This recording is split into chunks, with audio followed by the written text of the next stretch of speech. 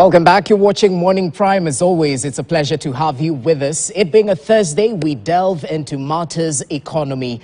And the esteemed gentlemen joining me are economists in their own right. We're definitely trying to get to the bottom of some of the latest developments touching on Kenya's economy.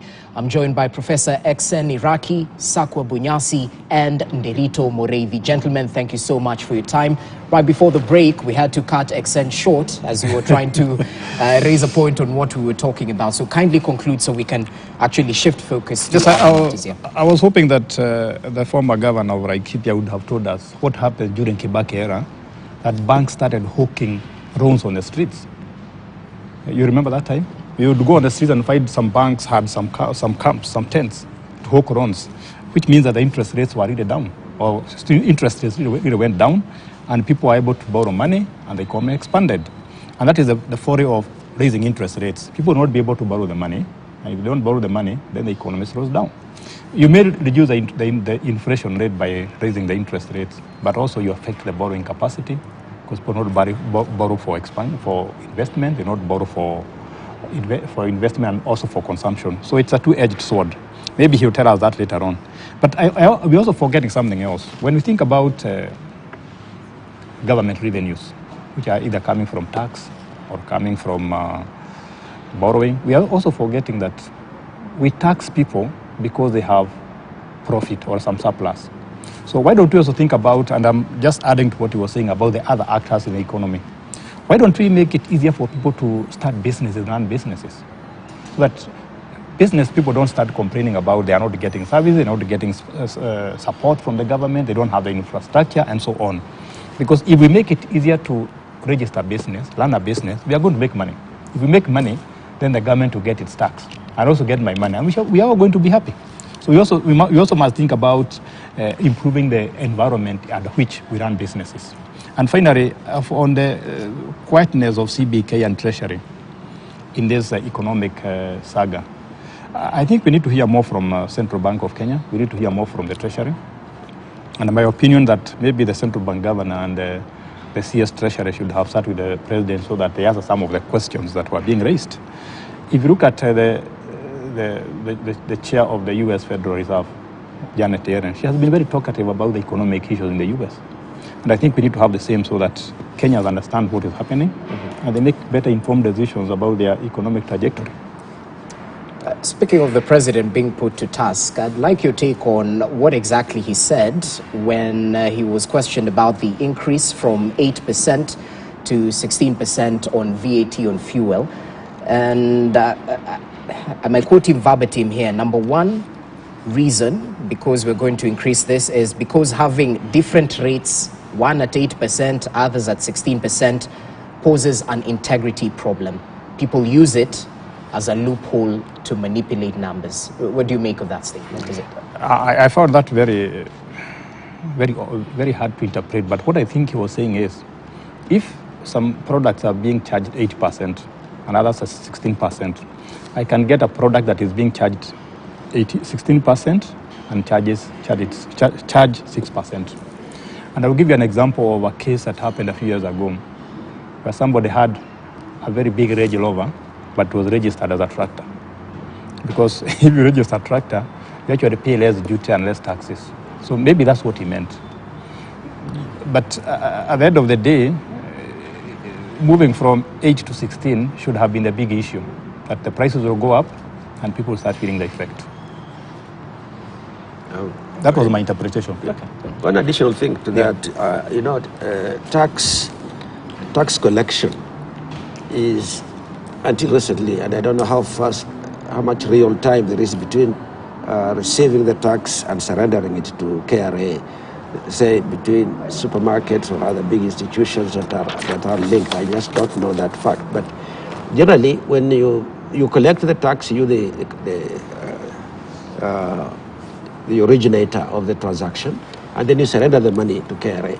There is a time lapse. During that time lapse, that money is available to you. It's part of your cash flow.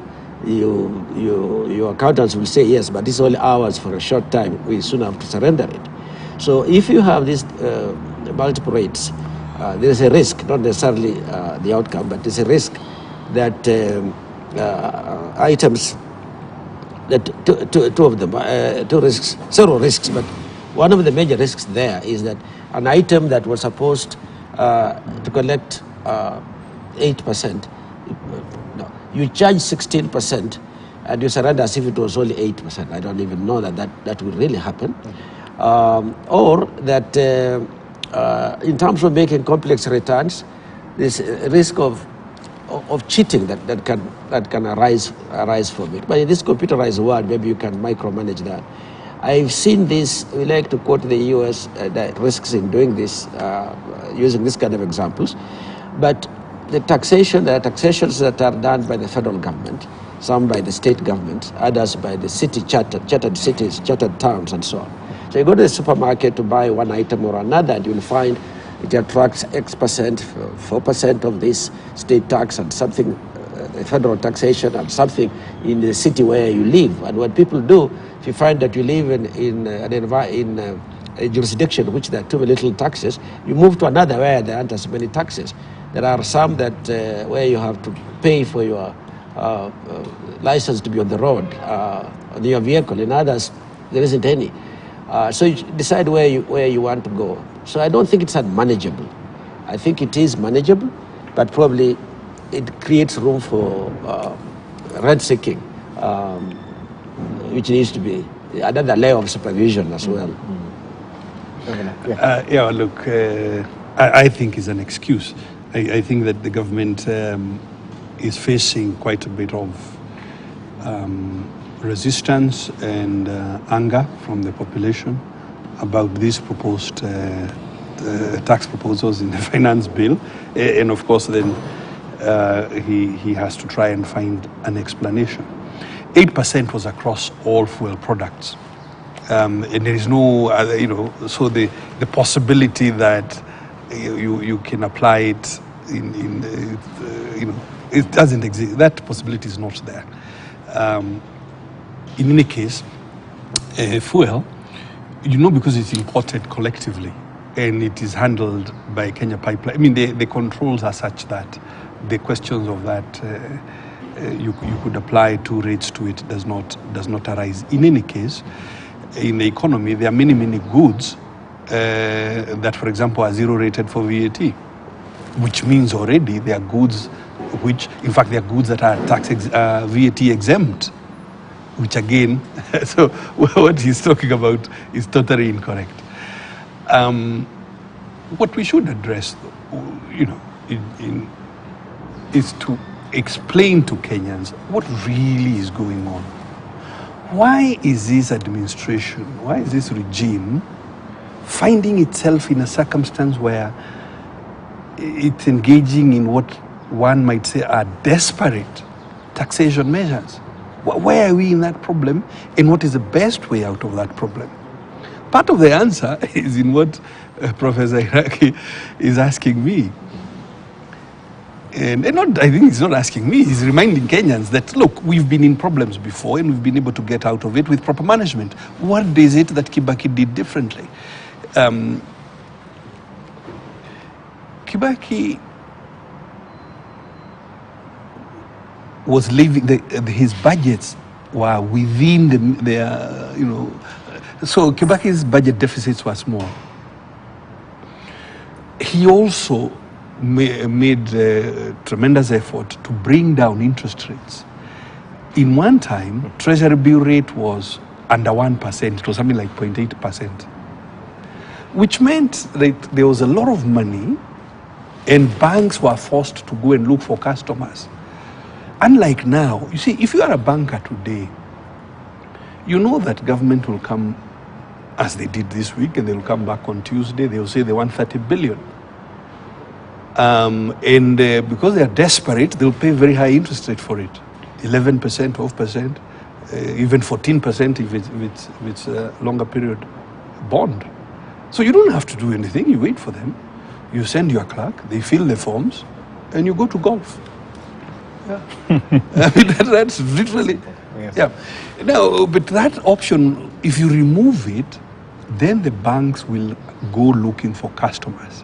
And customers will be there, as Mheshimiwa Bunyasi explained, because businesses have to borrow for working capital, for investment, and this and that. If interest rates are affordable, you will create more economic activity. And that's exactly what the Kibaki administration did. But this administration is doing the opposite, which is that it is increasing interest rates, which makes cost of borrowing higher for themselves, but also for all the other economic actors, which means credit to private sector will be low, which means they will actually not get the taxes they are hoping to get. But they also hurt themselves because then they are borrowing at higher and higher rates. And because remember, there is rollover going on. Basically, the short-term debt from last year is being paid off by raising new debt this year. Okay?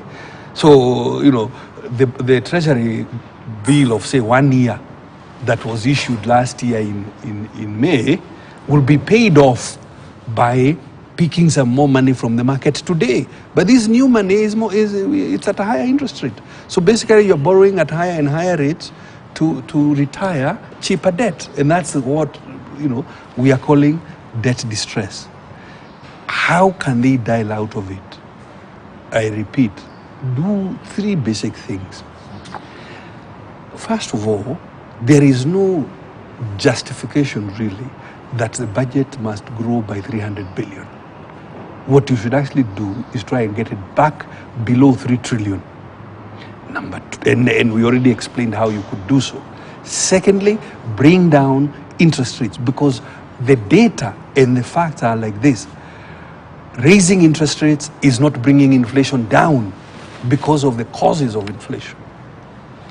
To sum it, it would appear that Treasury and Central Bank are not even talking. I say it would appear, I mean, I'm alleging, I don't know. But how can these really experienced senior people be doing things that are where the policies are cancelling out each other? Yeah. So these senior, and perhaps that's why they are quiet, they need to get together and have a coherent thing that allows Kenya to get out of debt distress and that allows production to get back on track. And that's what will create jobs. And in the end, actually, that is what can bring taxes. But the way it is going now, increasing the tax on fuel, looking for very marginal things to tax, is only going to hurt Kenyans more. Yeah. Are you coming to me? Sure. Yes, I think so. We make examples frequently between now and the Kibaki era and so on. And generally speaking, Kibaki has been well rated on economic management. We can't take that away from him.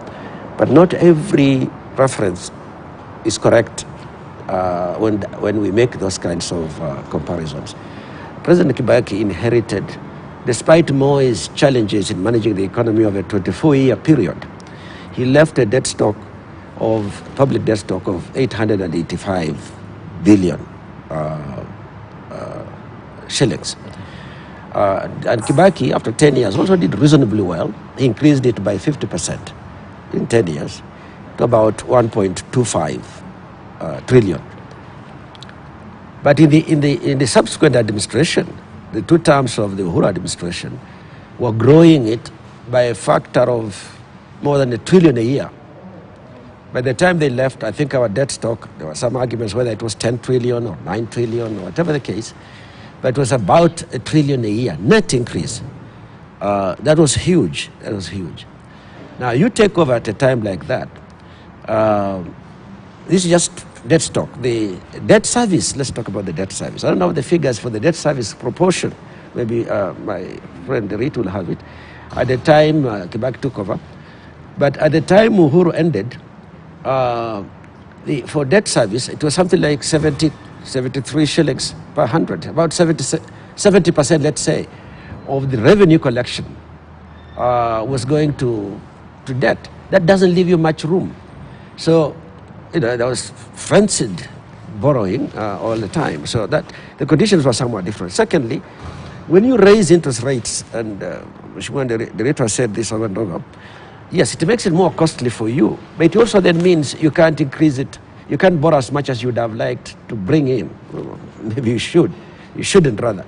it cuts always, including yourself. There is a cost to you, and hopefully the treasury would say, hey, our borrowing can't exceed such a ceiling, so even with borrowing we can't raise that money, so let us cut back. But that conscious cutting back has not come out well. The president said he was cutting the budget by 300 billion, and indeed there were some cutbacks at the time. Many agencies had to surrender a certain amount and so on, and it has been increased back, so, pretty much so to say. Some increase is inevitable because of inflation. Even if you want to stay where you are, you might have to increase just to take care of inflation. But if you could increase less than inflation, then you're reducing it. Inflation, by the factor of the inflation that you're not trying to recover. I think, in my view, what we really need now is the point we have said over and over, and maybe we can't keep going back to it. Let us get these two managers to speak out openly, so that by the time the president comes out, there has been some direction.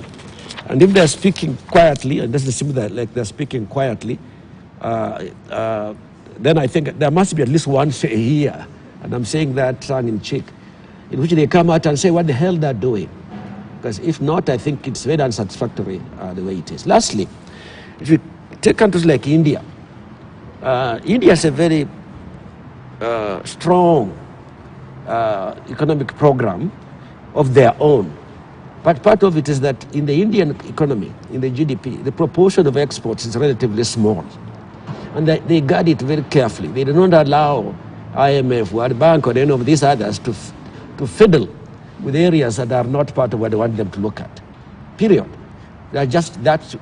We can't internationalize 100% of our economy, then be subjected to rules that will come from globally generalized, principles rather than what we have to deal with.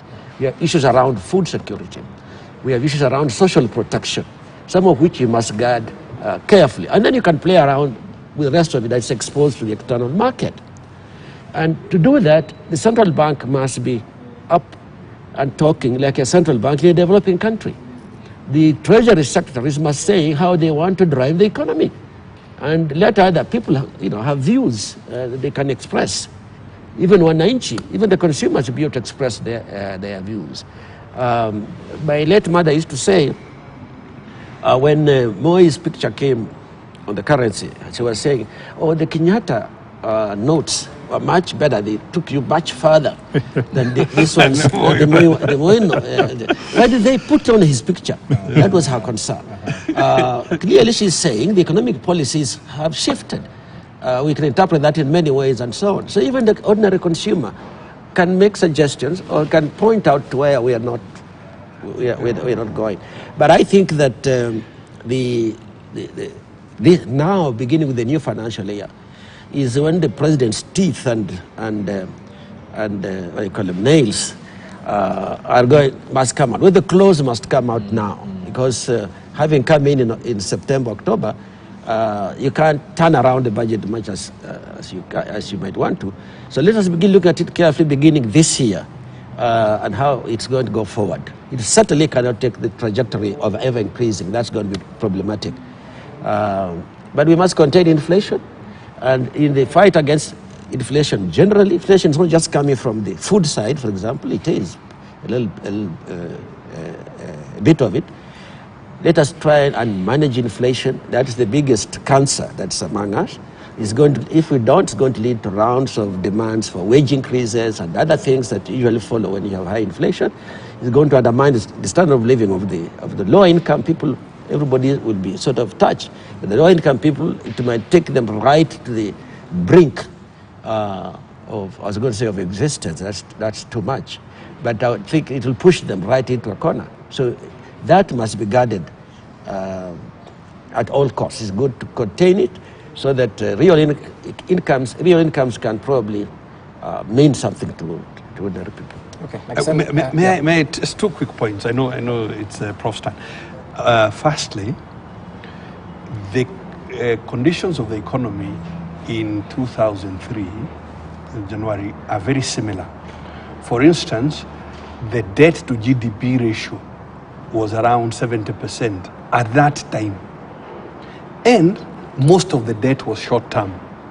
If you look at the conditions now, the debt to GDP ratio is around the same, around 70%.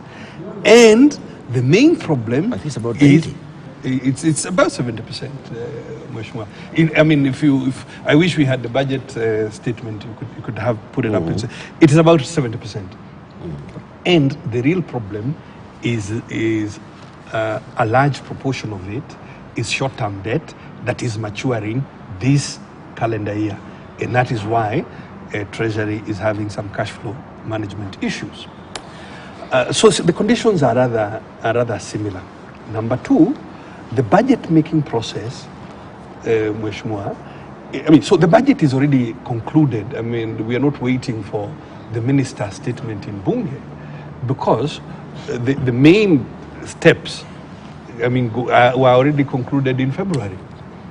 So we know exactly what the budget is going to look like, how much they have proposed, which is 3.66 trillion, which they hope that they will raise 2.7 or so trillion in taxes, which they hope they will borrow something like 530 billion from the domestic market.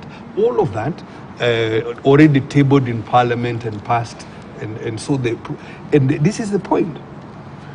We should not wait. If your intention is to go to Mombasa from where we are sitting, and when you turn west, you start driving in the westerly direction, we should not wait until you get to Nakuru to tell you, by the way, that might not be the direction to Mombasa. We should tell you right away when we see that you're taking the wrong turn. And this is exactly what is happening with this administration. You can turn left, there'll be no traffic. You'll come go via Namanga, Loitokitok. Eventually go to Mombasa.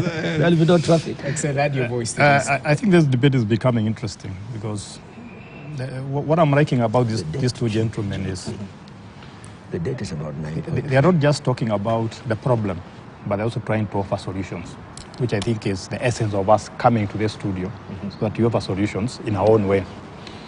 And one of the problems that is recurring over and over again is debt. The government needs money because it must pay debts. And the presidential economic advisor the other day said, debt is the first charge. So inevitably, whether you want or not, you must pay debt. And that's what I'm saying. One of the ways to get out of the hole, which I think would be easiest if there is political will, is to reduce the waste. Because the same economic advisors have talked openly about waste. So if we can start living within our means, what you're talking about, the budget, that we don't need to be very, very ambitious if we cannot be able to pay for that debt, then we should probably focus on the waste. Somebody talked about something else, exports. Maybe we also need to think about what we export so that we get more dollars. And another factor that is driving inflation is actually the depreciation of the Kenyan shilling.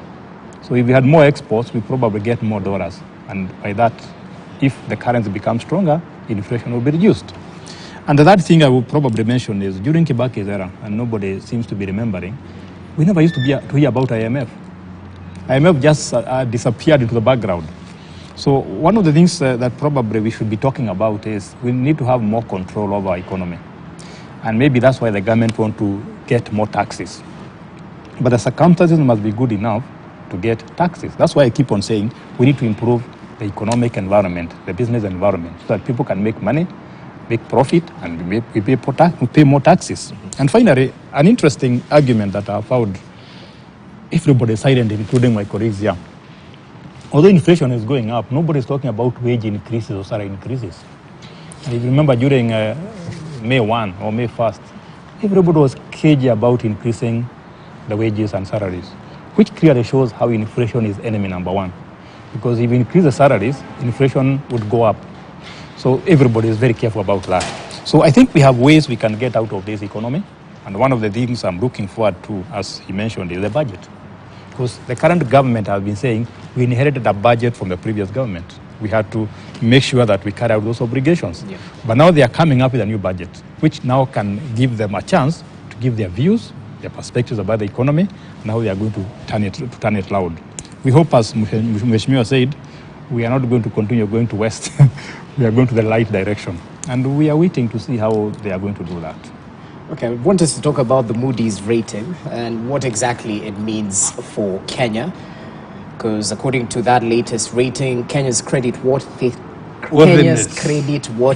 thank you for that, has been downgraded to B3 on a high debt obligation. And it has been downgraded and driven by increase in government liquidity risks. So what exactly does this mean in simpler terms? Look,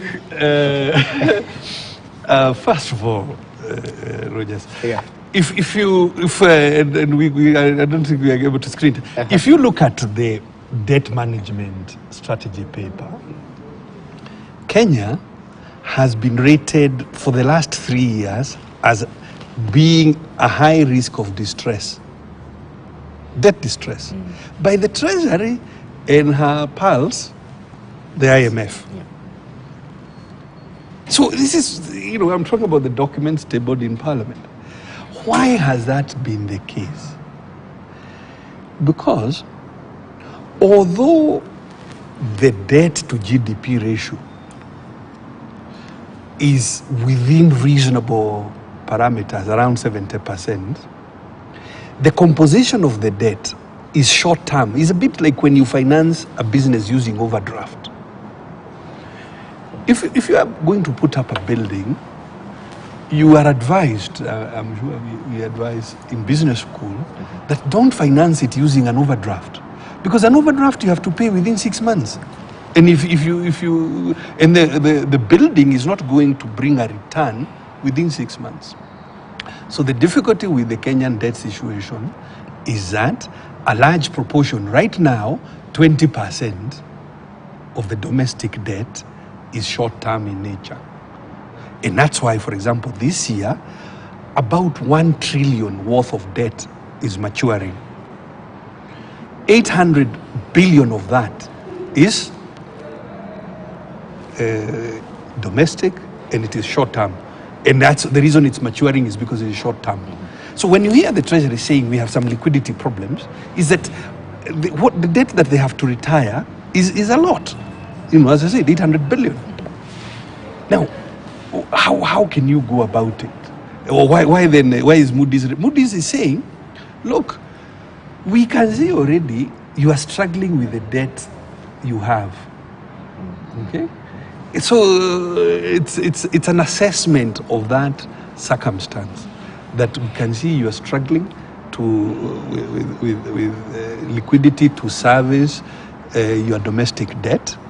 We also know that next year another big chunk will come due called the Euro bond. So when we look at you, and although you are saying you are going to tax fake beards and wigs, and that's how you are going to raise taxes, or rather to raise money to pay, how many fake beards can you tax? And XN has already told you his beard is natural, it's not fake. And he has cut it back quite a lot.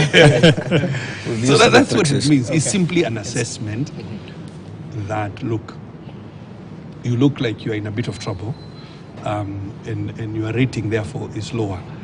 Nothing new, because even the domestic market is behaving like that, is showing, and that's why many investors are staying away from long-term bonds issued by this government. Okay. Everything. Yeah, I think it's You found it. no, yes, I haven't seen the date. When Moody's drops your rating, it's not usually good news, because it means that when you go to the market, you're certainly going to face a higher risk rating, and therefore a higher cost of borrowing on the international market. Many countries try to be on the good side, and the good thing is that even countries like the US have had their ratings kind of dropped, but they have confronted it as a problem that they talk about, and they say how they expect to be able to get out of it. So it's not a secret. So we have to try and improve that. We can't improve it in New York, where Moody's is located. There's no room for person-to-person conversation. The fundamentals are right here, as Mheshimiwa Derit was saying. Fundamentals are right here. on our debt stock, and particularly the terms of our debt stock. The short-term one, we have been rolling over. You might have the data. We've been rolling over almost every year for as long as I can remember, certainly since I entered Parliament. It has always been a rollover. There's been very little net reduction on that. And then when you hear about the Eurobonds, that's where you're getting, sort of free, extra net borrowing. It's more visible than when you roll over. Roll over, it's almost like you didn't have a debt, but actually you had it. And you're increasingly rolling over when costs are higher, paying, a high interest rate. Now, all of this wouldn't be happening if we simply bite the bullet. And I think around the table here, we have mentioned some of it. Many Kenyans will have solutions where you might delay expenditure, or perhaps sometimes even cancel it altogether. But mostly you can delay expenditure. Delay it by a year, by two. Sometimes you take it out of the pipeline. When I had the debt management bill, those are some of the proposals I had to tighten this chain along the line, so that what shows up at the end is almost what you must have. And then you may not have it because you can't afford it. So you can then think at the margin. It can't be that everything simply just is poured inside the pipeline, and so on. You'll destroy the machines that are going to process it. And now we have a halfway solution where we are saying that we are going to strengthen the debt management office, still under the same sector right now. It has to be stepped aside to give it a little bit of authority. So, and I believe strongly that we have people within our country who can manage these things differently at the technical level. And the politicians we have also, the people like CS, Treasury, and even Central Bank are on the technical, but are also on the political side. Because they're making policy. You are balancing off the numbers you see and the reality that exists, and you make a policy option. So I think we want to see more of that. And if we talk about it more, then the economic practice will improve. When people talk publicly, and then you get the views, and then you adjust it, and so on. That's how we strengthen the system as we go along. Silence is deadly. We need to talk about it. Actually, the Rito Moredi will tell you that if you are crossing a river, and you find that the river is quiet, you should be very careful, because it is very deep, and is likely to drown you. This is treasury deep. So when we talk about Kenya debt being downgraded, I want to start with the individual, the CRB. So all of us nowadays, you can go and get your credit report from Credit Reference Bureau. And it tells you, Credit Reference Bureau report tells you whether you are credit worthy, whether you have been paying your debts on time, and so on. So when you get your credit report from a Credit Reference Bureau and they find you have been paying your debt regularly, you don't default, then the logical thing is that when you go to borrow money next time, you should get money at a lower interest rate, because you are a good customer.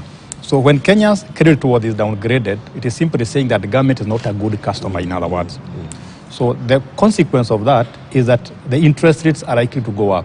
So if you are going to borrow money from the government, you demand high interest rate, because the government is not a very good customer from the credit reference, from the Moody's and other raters. Yes. So this is the problem. You are saying the government is not a good customer, so the rate should go up. But the same government doesn't want the interest to go up, because it is going to pay more money in future. And that is being reflected by what Mheshimiwa is saying, that because you are not saying the government is a good customer, you want to get short-term money, the TBOs, not bonds that are going to take a long time. Yeah. And maybe there's the reason why you are seeing the government focusing very much on taxes. Because with that downgrading, then people are saying, I don't think I want to borrow money from the government, unless the government gives me a higher rate.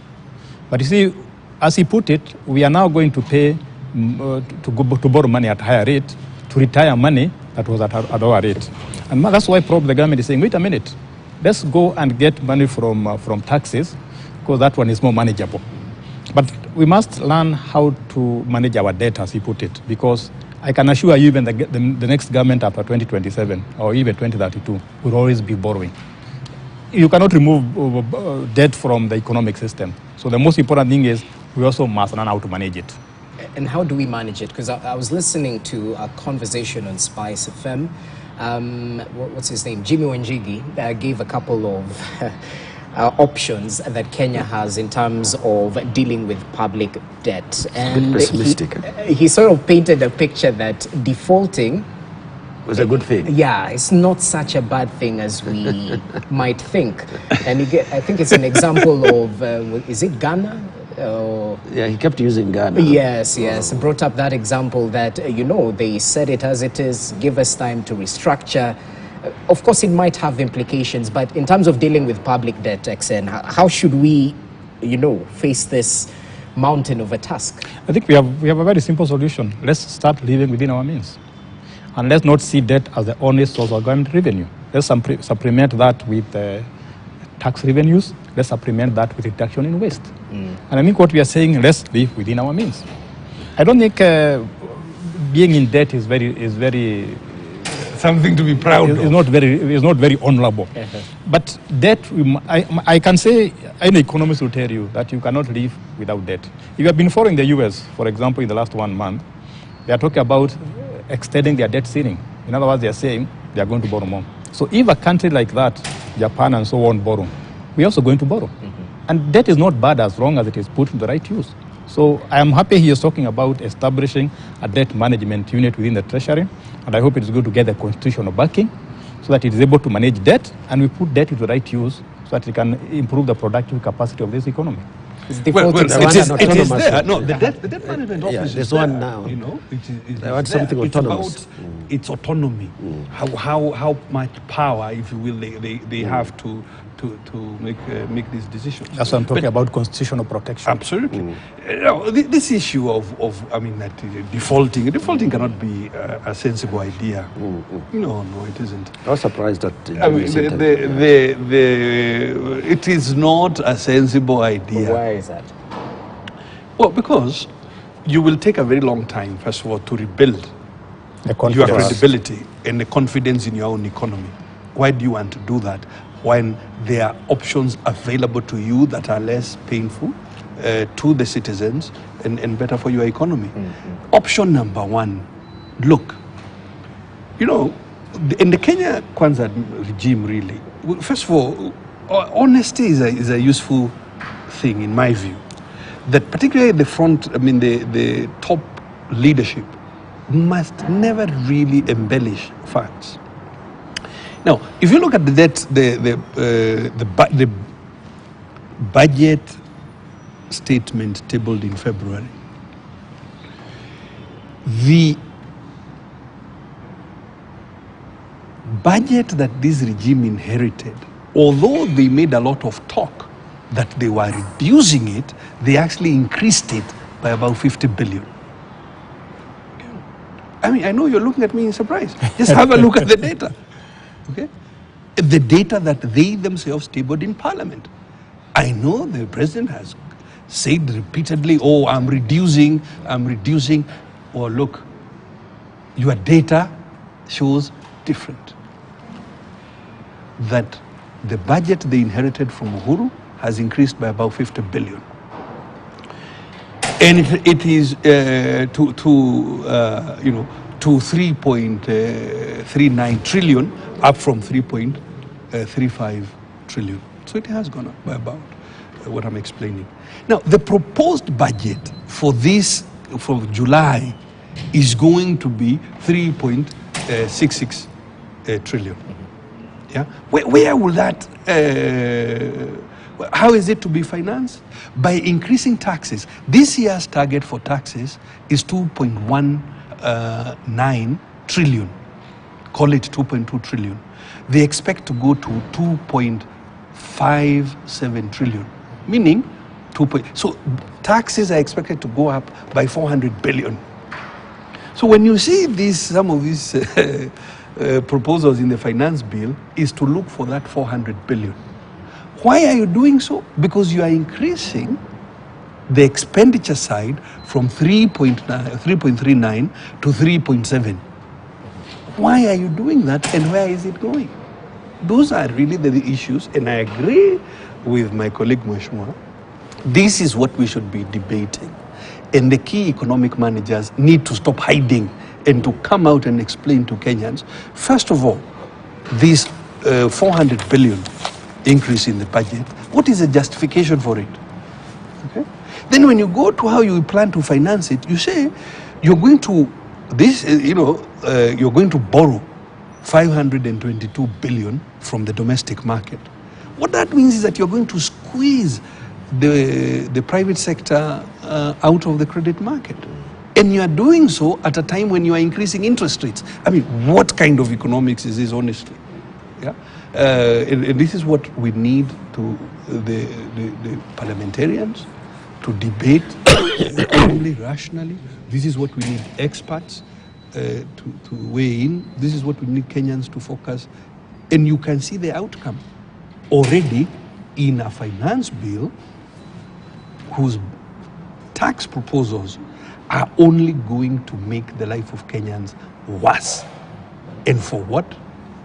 To go and finance waste in government, to continue in the same trajectory as before, the same trajectory that was criticized. If Uhuru administration was wrong to focus on large infrastructure projects, why are you then doing the same? Okay. Why must you, and even if you insist you must also build roads, must you build, how many should you build this year? Okay. And can you move some to the year after and the year after in order to be able to live within a realistic context? Yeah, tough times, definitely. One thing I would like to say is that it's not unusual for the economic fundamentals to go wrong. What is needed then is that the managers can say things haven't gone as we expected. This is what we are going to do, bring them back on the rail. There may be disagreement. Fair-minded people might be able to say the way you want to return us on the rail is going to be too costly, too painful for certain segments of society. And then there is a balance around that. You have a new administration that has a strong desire to focus strongly on the poorer segment of society, of our society in Kenya. But there will be, some people might argue that as you do things at the bottom, you must do things at the middle and at the top, that are interrelated, because they're definitely interrelated. And that you're putting too much weight here, maybe you should put it there. This can become open arguments. Secondly, I do not think, which people have mentioned, that you do not have, in fact, around the world, if you look at manifestos around the world, political pre-election manifestos, are rarely implemented the same way as had been pledged. When you're hit with the reality, you might need to adjust. Finally, you want to get there, but you might need to adjust. That need to adjust your ideals that you had prior to election with the realities after election includes part of what Honorable Derita is saying. In infrastructure, you could decide to stagger a little bit more, and therefore the budget requirements for that year are brought a bit closer towards the realistic revenue goals and so on. Increasing revenue is a difficult thing. It's taxation. Ordinary revenue. It's taxation, and the payers will complain a bit. But there are also new areas, like the digital economy, that had not been taxed much and are being taxed. But maybe they are not deep enough to give us the deficit that we are looking to close. That deficit, we can narrow it by by delaying expenditure. Let's put it that way. So you have a smaller deficit, then you can fight with it. But it's not surprising that you can go off the rail sometimes. Then work and bring it back. Even with cancer, you can get healed, and if you're back a healthy person, go back to your work and do the productivity, the contribution you need to do. So I just want to suggest that process of management, again, as I say, is not one man's business. It's for all of us to provide alternative ideas, like the opposition, for example, now. When they are not on the streets, they are very good in suggesting things which have elements of what you might be able to pick. When they go on the streets, they allow you, then you make it easier for government to sort of just appear to ignore and so on. And as you can see, when they are not going as they are not going at the moment, there is a rapprochement, there is a bit of understanding. So people are going to listen to each other more and had been the case before. Let's do more of that. I have to, Of course, go ahead. I said nothing about him. And I will say nothing about Mheshimiwa. Okay. Can I be an honest brook and separate them? Yes, except to say, the opposition went to the streets because government is not listening. That's the reason citizens went to the street. For example, citizens are asking, look, in the last 5 years, the way ordinary revenue taxes have increased, okay, you increase by about 100 billion a year. So what was the total tax collection in 2019? How much did it grow in 2020? How much did it grow in 2021? Like that. On year, about 100 billion. Okay? Why are you interested in trying to make it grow by 400-500 billion in one single year? So citizens went to the street because government is not listening, and we really hope government plans to listen. I told you earlier that I am between two politicians. Leaders, rather. Readers now. No. Thank you. Politicians turned readers. Okay. Maybe one question we should be asking in this debate is, this is not the first finance bill. There have been a finance bill every year. So why is this one so controversial? Because I didn't hear that the same heat last year and last year but one. But this one is very controversial. So there must be, every time you see smoke, there must be some fire somewhere.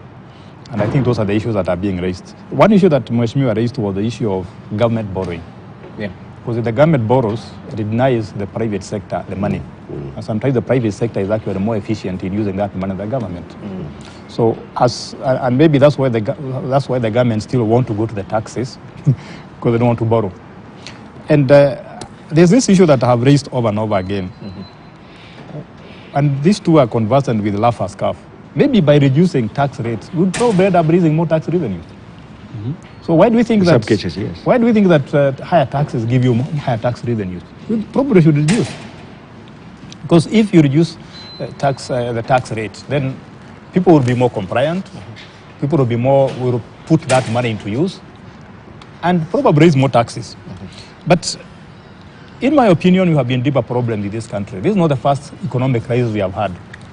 If you look at Kenya after KANU left power, we had a deeper crisis, but we went through it.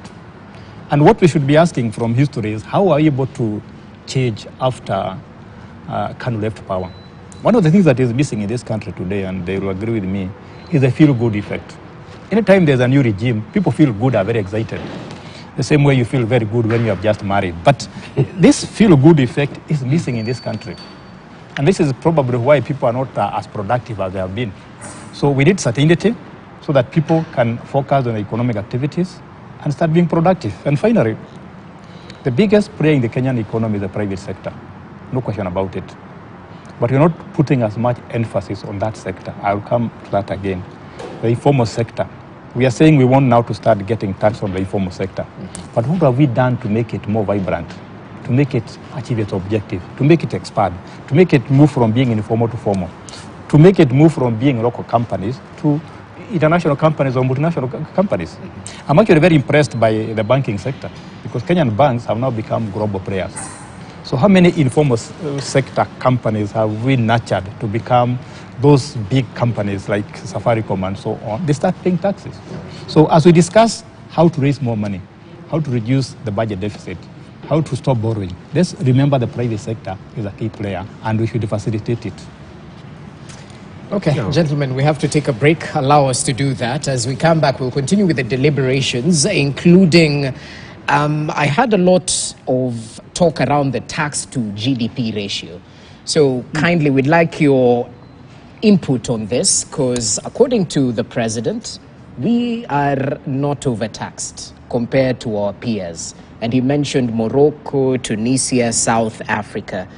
So at the end of the day, I think the question would be, why is there a disconnect of sorts? Kenyans on one end feel overtaxed, but according to the GDP ratio, if the figures are not exaggerated, it gives a different picture. So we'll be back with that. Do stay with us. You're watching Morning Prime.